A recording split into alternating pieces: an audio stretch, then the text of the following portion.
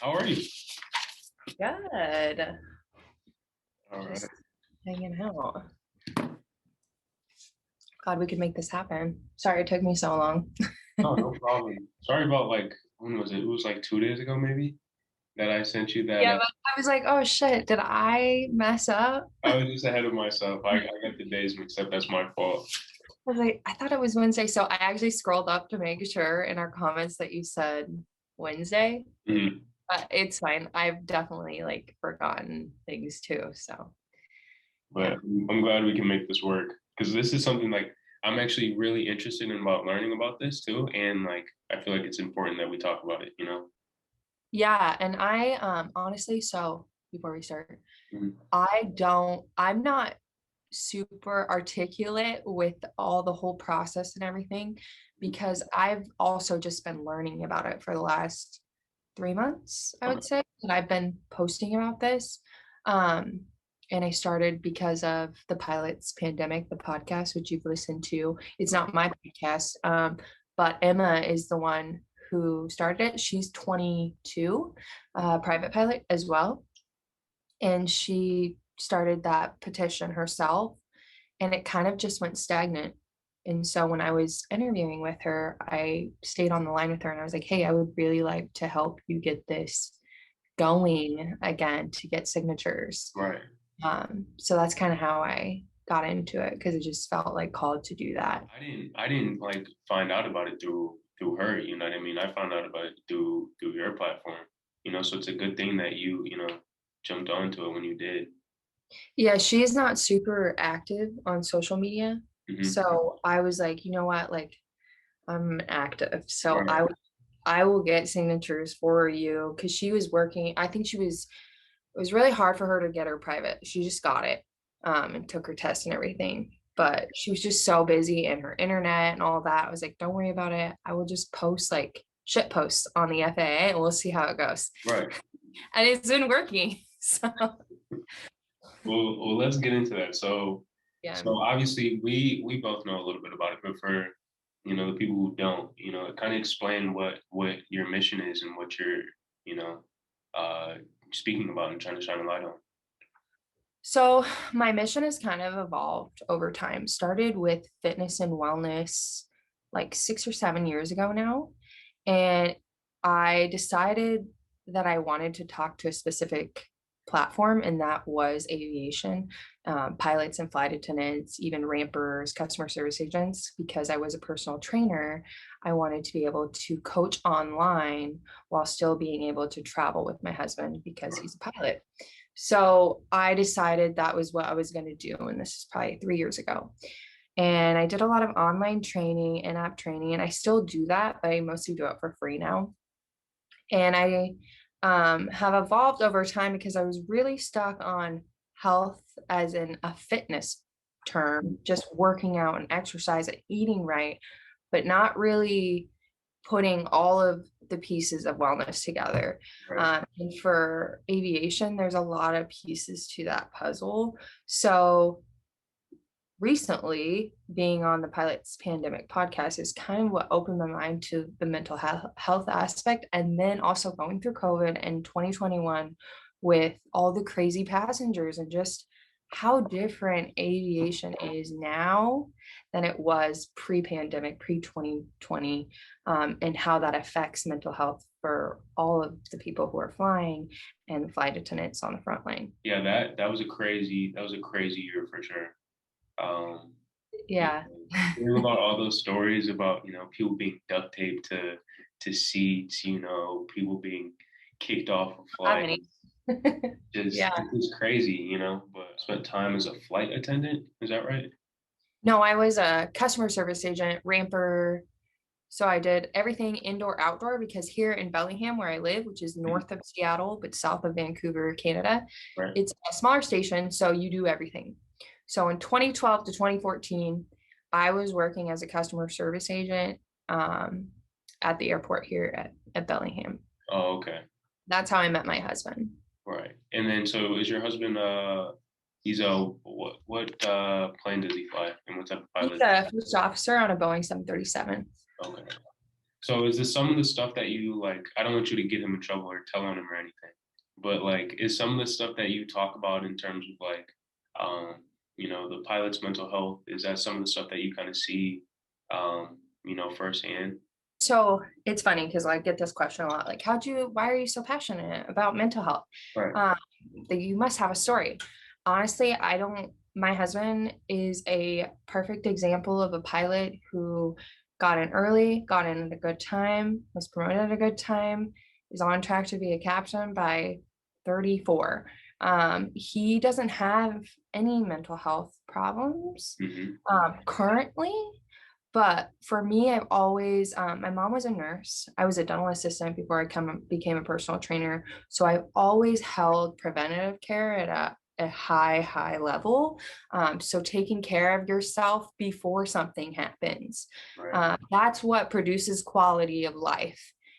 And we are taught in this society to wait until there's a problem and then deal with it. Exactly. So for me, mental health is like, that is something I want my husband to have access to. I want him to have preventative care because there are going to be traumatic experiences that he has to deal with at some point in his life. And I want that for him. I want to be able for him to have that care. And especially now, seeing him come home from work in 2021 with the passengers, and how that affects flight attendants and how that affects flight attendants treating pilots. Nobody thinks about that, how it comes full circle. So yes, they work together, but they deal with very different, front to back is very different. And then so they treat the pilots differently because of it. And so the pilots too are having their own struggle with flying right now. It's not how it used to be. And it's troubling because it's a passion for him. So there's nothing huge that happened where I was like, I need to do this for my husband, but I've always held him in the back of my mind, like I want the best quality of life for my husband because he's our provider, and he's gone a lot, and there's a million other stressors involved with his career. So I've always been an advocate for his health. I really like that you talked about the quality of life. I think that's really important in a lot of times, especially, you know, in the airline industry, that comes second, for a lot of people. It's the job first, and then, Mhm. maybe what they like to do, interest, hobbies, or something like that. But Yeah. for people who don't understand why, you know, the mental health issue is such a big deal for pilots. Um, can you kind of talk about why there's such a stigma around pilots speaking about mental health?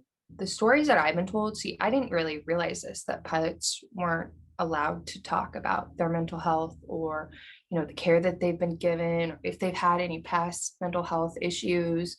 But in talking to pilots and having the platform on Instagram, I've learned that a lot of them feel like if they say anything on their own private platforms, that somehow the FAA will be able to figure it out and be able to pull their medical and they won't be able to fly again.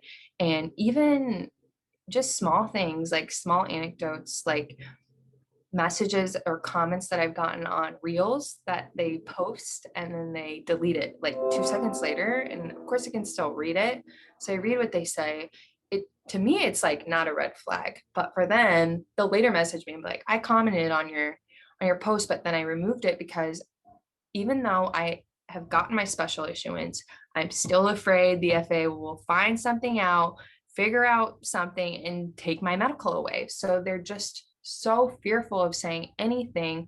And so that's why you don't hear anything about pilots and their mental health. Like we just look at pilots in a different light. And we have to remember there is a very human factor about every pilot. They are people, they have lives, they are not, their whole life is not flying, in my opinion. They have other hobbies, and we have to remember that we can't hold them to this gold standard because they're not gods. Exactly. Kind of like have been keeping up with it and kind of doing like my own research on it. And from what I've like seen from what I've read, it just seems like the FAA standards are just so outdated, especially Yeah. in what they consider mental health like issues. Mhm. Um, so I don't know. Do you kind of have that same opinion on it, or what do you think? Yeah, I feel like it hasn't changed in so long, and I can't necessarily say how long this pathway has been viable, but the special issuance pathway is so small for those with mental health issues, and they only allow for SSRI drugs if you have depression. Um, and so Well, let's talk about that right there. What are what is the special issuance and the explain the SSRI drugs? So if you have a mental health issue, you have gone to counseling and you disclose this to the FAA, you have depression, anxiety, OCD, there's a few suicidal ideation, a few other things. I don't know them all. You can have your medical pulled. There are a lot of different paths. There, I believe it's 3 or 4 pathways that you can go. But if you're taking any medicine that's outside of the 4 SSRIs, your medical will be pulled, and you have to go through a pathway. And the special issuance pathway is what you go through to get your medical back. So your special issuance pathway will be referred to by your AIM to the FAA or to the federal air surgeon. So it can be both or one.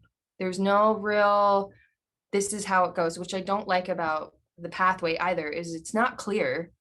And at the end of it, it's also a may issue. It's not a will issue, it's a may issue.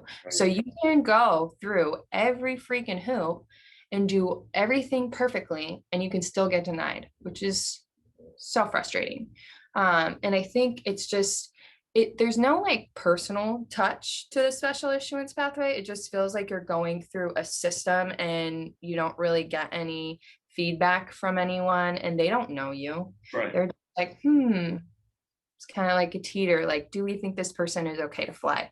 So Right. it's really frustrating in that way too, because it's not personal at all. And then while you have this mental health problem, these people are holding your whole passion in life at will to what they feel is fit for you or not. Hmm. So that can be frustrating. But yes, I do think it's very old, and that it does need to be reformed, and that there needs to be a specific pathway for those with mental health issues.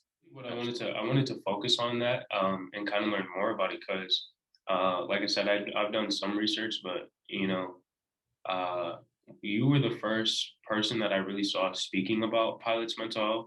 Even growing up, like I knew like some things you don't talk about. You know what I mean? A pilot can't um, be bipolar or have like we talked about depression or suicidal thoughts and all this stuff. You know what I mean? And then now it seems like when everyone is getting older, that's just stuff that's just not talked about, even in like the student aspect of it, and then from the way up too. The other reason that I got into this into aviation is because of my dad. So I know that was kind of one of the questions you wanted me to talk about Right. my father. Mhm. He is actually my stepfather because my real father passed away before I was born. So that's another thing that people don't think about. Trauma when you're young, when you're a child, your dad's not there. All those things like we don't really think about. So he was a big reason of how I got into the aviation industry. And he's always been someone that I kind of have taken inspiration from. So when he passed away, this has been just the 9 year mark just happened August 2nd.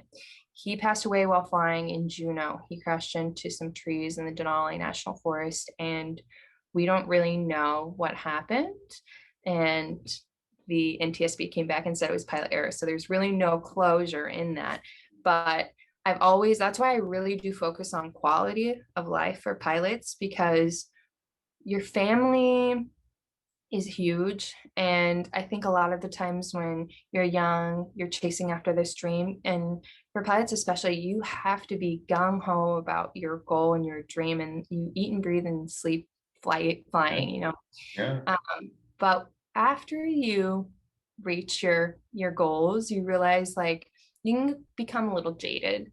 by the industry, especially if you're a commercial pilot, because you're dealing with the company, you're dealing with the FAA, and then you're dealing with like the everyday of flying, which I've kind of seen with my husband. So every time he goes now, he's like, oh my God, I can't wait to be home. But I've definitely built that over the 8 years, 9 years that me and him have been together, like really emphasizing that his quality of life is important. So telling him like you need to be active when you're on the road, even if you just have 30 minutes, like make sure that you're being active and moving because you're sitting so much. Right. And just making sure to do what he loves and not just like playing that pilot role, you know. Because a lot of the times people just see him, even when he's not in uniform. If anyone hears that my husband is pilot, like all I want to do is ask him about his job, which can also be frustrating because it's not that he wants to talk about it all the time. You know, he's Right. got so many other interests. So that can be difficult. But my dad is the one who really like instilled in me that quality of life is huge. And then I've always been, since he passed away when he was young, my mom like didn't get to spend a lot of time with him because he'd be gone for 2 weeks and then come home for 2 weeks. I Mm-hmm. was always like, if I ever marry a pilot, which I wasn't planning on doing, but I always said to myself, like, I will make sure that I emphasize quality of life and spending a lot of time with him, and making that a priority in my life. Right. Yeah. So that's something that like I've kind of been thinking about, and sometimes I go back and forth from being on the fence of committing to the airlines and then finding something else to to make my full time occupation. But like, can you kind of speak on like I don't want to say necessarily like the cons of having a relationship with a pilot, but like kind of like how do you make it work? How do you guys Yes, I feel like I've been really blessed in a lot of ways because I worked in the industry. So I understand all the things that are going on all the time and all the lingo because, God, there's a lot of acronyms to memorize. mm, And then having my dad be gone all the time. And I also used to date guys like just long distance. So I feel like I was training myself to like marry a pilot, even though I didn't realize that at the time. right, But I will say you have to have a certain level of independence as a partner to a pilot because they're gone all the time, especially if they're cargo or commercial, or flying long hauls internationally. It can be really difficult. My husband's only gone about 4 days out of the week, which I think already is hard enough. But I know, cargo and international pilots usually be gone like 1 or 2 weeks at a time, which is really difficult as a pilot partner. So like the main things that I emphasize is being independent, being able to have like your own hobbies. You've got to make friends, and that's another thing that we don't think about. Like your partner of a pilot, like you've got to be social because you're just lonely all the time. Your right, other half isn't there. And I'm someone who's not going to be having kids. So it's even exponentially harder because like most people with kids can make friends pretty easy with other people that have kids. So friends are huge. Family is pretty big. I don't live near my family. They're like 5 hours away, so I can't really see them. But luckily, since I worked here in Bellingham at the airport, a lot of my friends from the airline are still obviously my friends. We hang out quite a bit, but it's really just like trying to get involved in your community in some way, making friends, making sure your husband's doing his thing, but don't make your life revolve around your pilot. That's a big one because then you resent him. what do you think like was your driving force to not pursue like the flying side of aviation? Because usually for everyone else, like that's like, they take a discovery flight and then they're hooked. You know what I mean? I My dad, it's funny. When my dad was flying, I never was super interested in it because I was an athlete. I grew up playing basketball since I was in second grade. I went on to play college basketball. So when he was doing that, I was like, in my athletic world. Right. I didn't care about flying at all. And my dad would, the other thing about pilots that really people don't think about, they're usually like kind of nerdy because they're smart. Right. So my dad was a pretty nerdy guy. I was like, And I was like, I'm freaking cool. I'm an athlete. So like I didn't want anything to do with flying. And once I got into the aviation industry, just doing customer service and ramping and stuff, I really loved the job just because it was outdoors. Someone's not watching over me. I love like the flow of people and people traveling all the time because I've always loved travel. Right. But I never got into it. I don't know why. I can't really tell you why. I know my dad's took me flying when I was younger. But I think I was just so focused on one thing, and that was basketball at the time, is why I never really got into flying. And then for a long time, my dad was like, I want you to be a flight attendant. And I never want to do anything that my parents tell me to do. So I was like, I'm never going to be a flight attendant. Right. And I never became one. But that's usually what people think. They're like, oh, are you a flight attendant? I'm like, no, no. I was a customer service agent. Well, that's pretty cool, I guess. Like having that, aviation background, it's kind of weird. Not weird, but different. I didn't have an aviation background at all. Like I found out about aviation in high school, and I was hooked ever since. But everyone else who I know who has had an aviation background, like they're going strong with it. Like they're like, I got to continue it. I got to keep it going. So I just think it's kind of different. Like some I people. probably will learn, though. Just saying. Do you One do day I you would have like, a license? I don't have a license, no, but so like one of my goals is to own a plane. Me and my Mhm. husband want to own one day.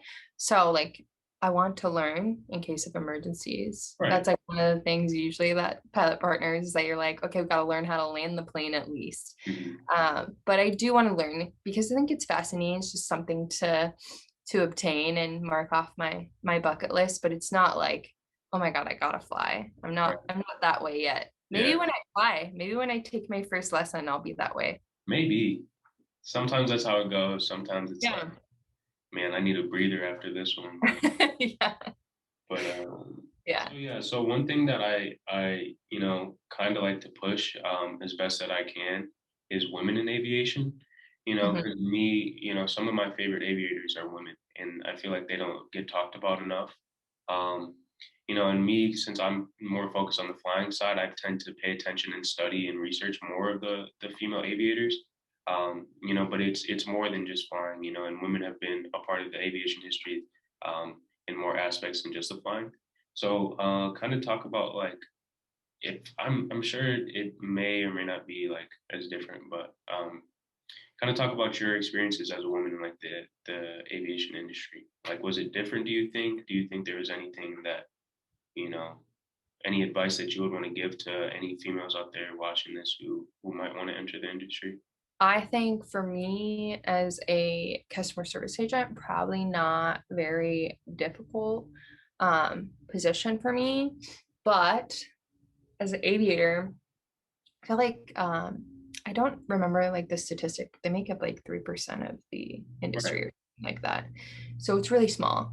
All the women aviators that I've met have been super amazing people, very approachable. I think honestly, be yourself, be, like don't bend to the will because it's a man. Um, I think a lot of times women have to be quiet or like fit into a little box, and I hate that. Mhm. So I think just do you, be who you are, because there are all types of different personalities, um, and you'll get the job. Women are up and coming. They're a force. I know that they're gonna make up more percentage of the industry in the coming years, but it's still a hard pathway, honestly, for women to get into. Yeah, So you just have to be really gung ho about things and be solid and confident in your choices. I like that.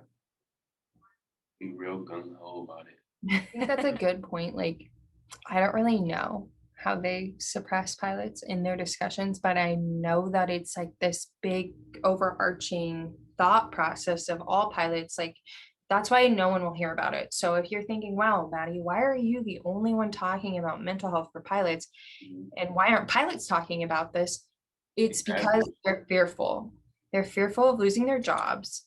And if for some reason they had to go down a special issuance pathway, it's going to cost them thousands of dollars. They have to pay out of pocket. They can't use their insurance.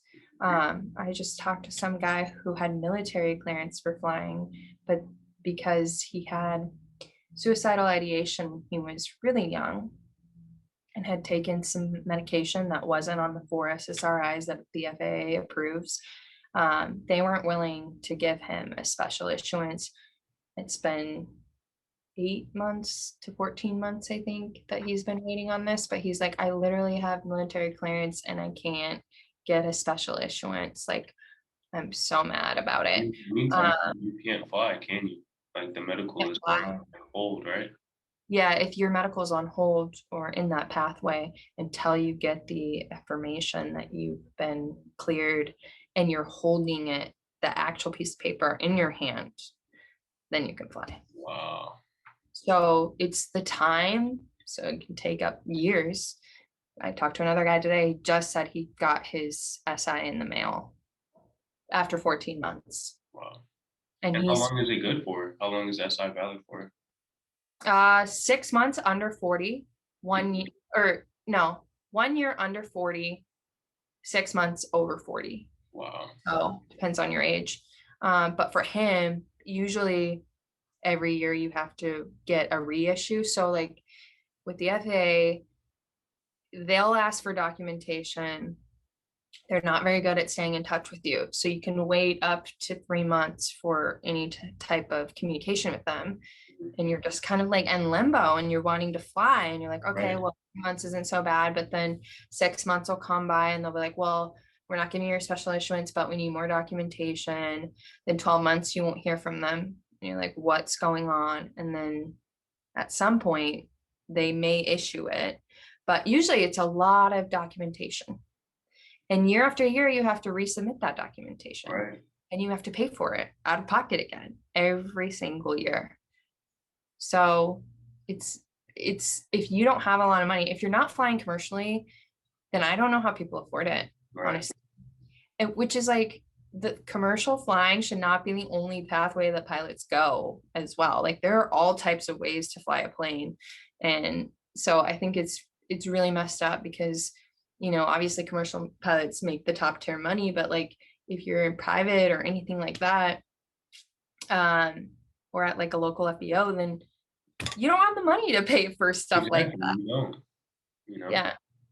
You don't. I didn't realize how long of a process it was, and how Yeah. And for each individual case, it's a case by case basis. So like this specific military guy, it's been a year now. He's still not gotten it. The other guy that I talked to, he got his special issuance for sleep apnea. Wasn't even SSRI related, although he does have one for that. But that took 14 months for him to get it. So that's a long time. And when I first started talking to him, he didn't even know. He was like, I have no idea. He had to call a congressman to even get through to the FAA.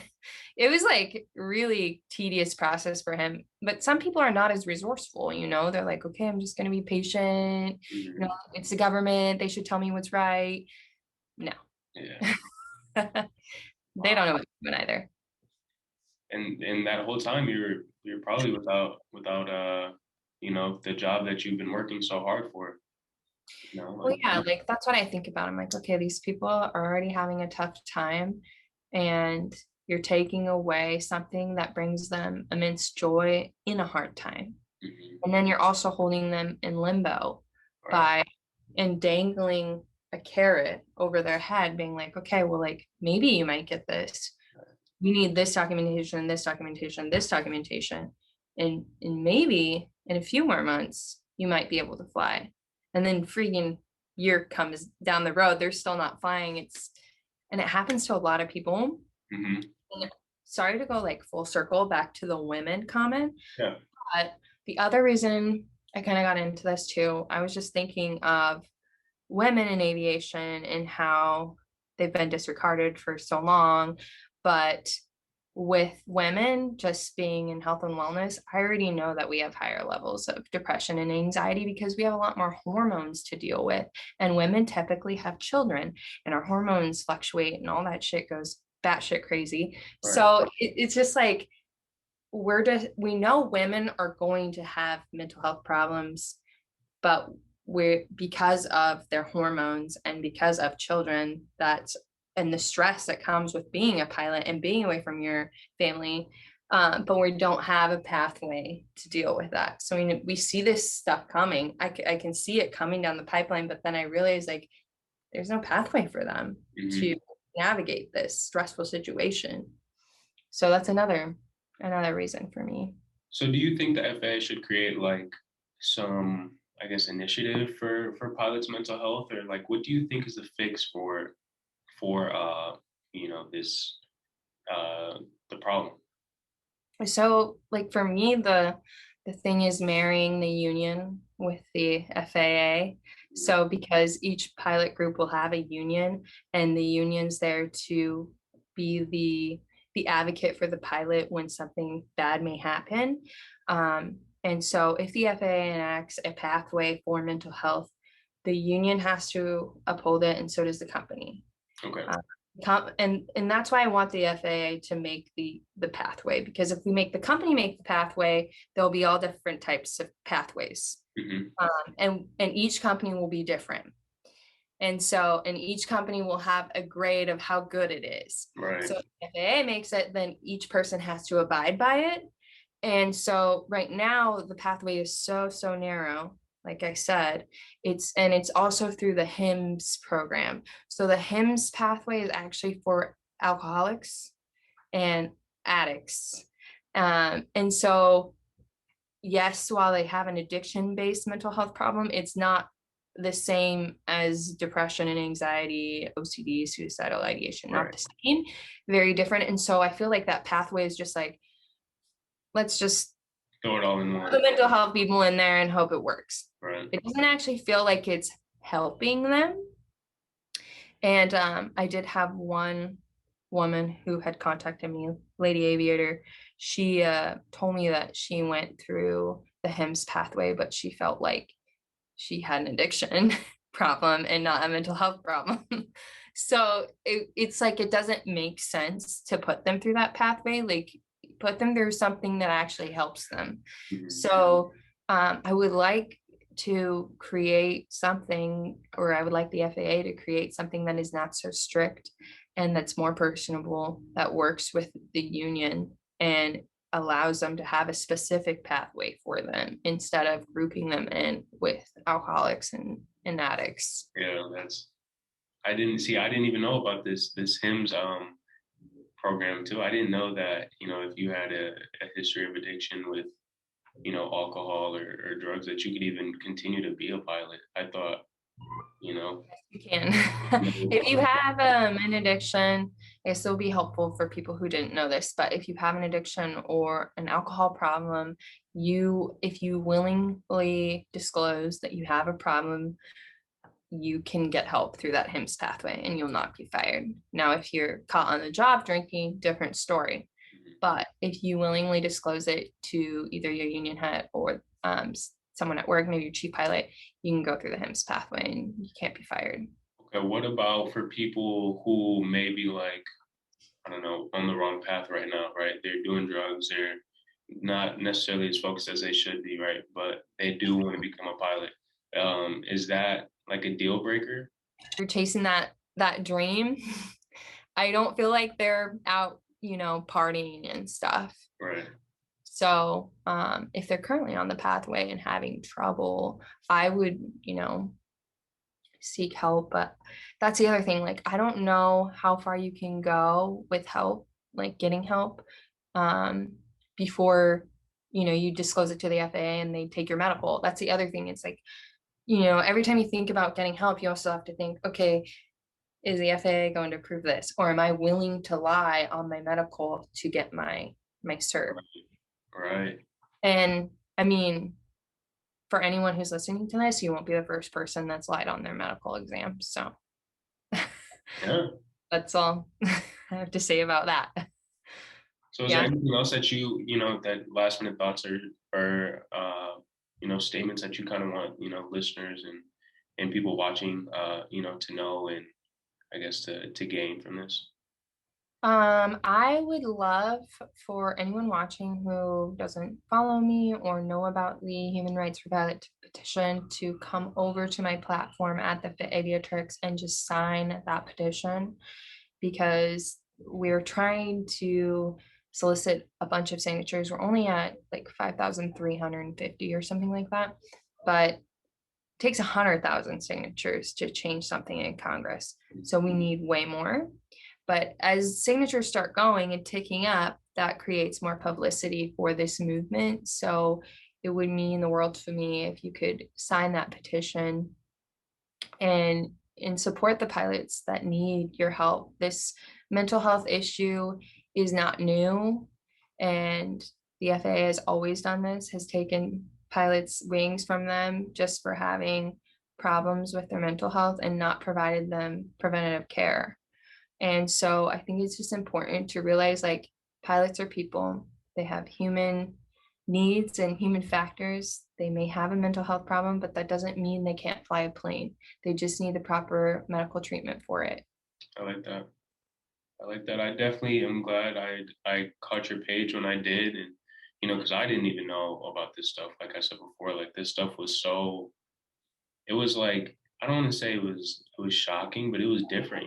Seeing like people talk about pilots' mental health, and I'm glad that the conversation is being had.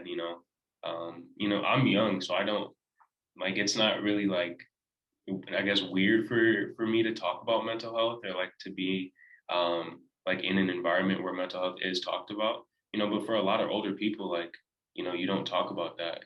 So Yes, and I think you and I are both young. So I'm a millennial. I'm guessing you're a Gen Zer. So for us, mental health has kind of like been like something that we're applauding, and like, yes, we need preventive care. We need to talk to someone. We don't want to end up like our parents with these mental health issues that they don't take care of. right, Um, and that is kind of the generational divide that we're dealing with right now. Like the FAA has a lot of old in charge. And so we're like literally butting heads. We're talking English, they're talking a whole alien language over here.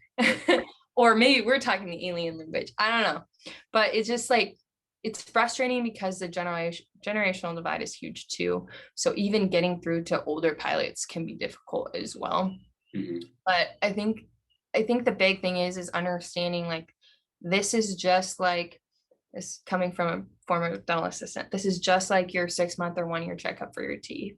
Like, you're not going to let your cavity bomb out to a root canal and have to get your tooth pulled out. So why are we letting that happen to our brains? Like, we're just like, let's just wait till something implodes and then right. we'll take care of it.